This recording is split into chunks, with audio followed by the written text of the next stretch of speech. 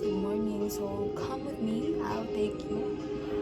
Kasi I'm gonna go to my office right now in BGC para magpalit ng laptop.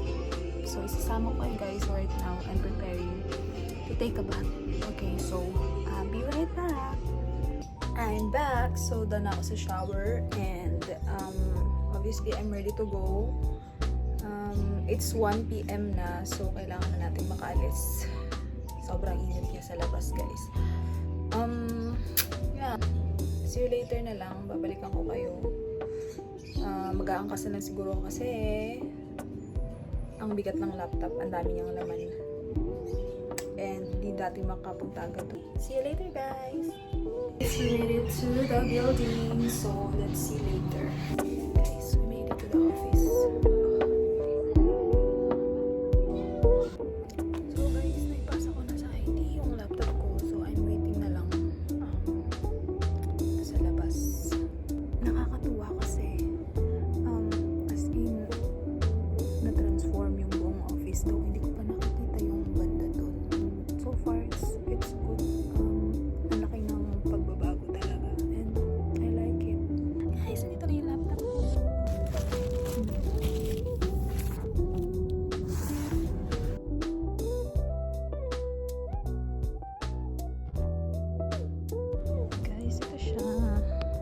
Guys, I'm waiting for the IT now kasi sabi niya i-assist niya ako dito sa pag-open. Hey guys, so nasa CR ako ngayon. Hindi na pumasok. So we got it, we secured the bag. So laptop secured na. And nakain lang kasi nagluto ako sa mami ko.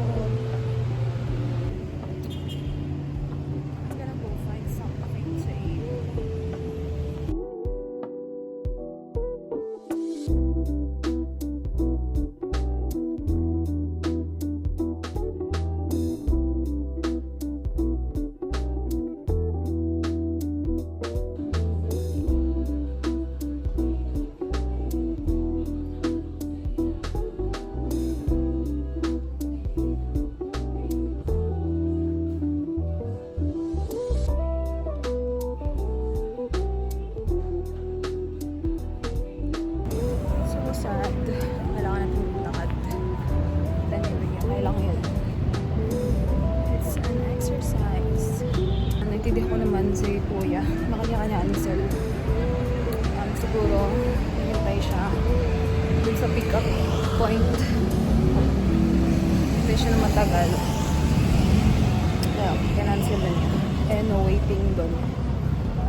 So, choice na kaya. Lalakad tayo. Birthday. Guys, finally just got home. So, ano oras na?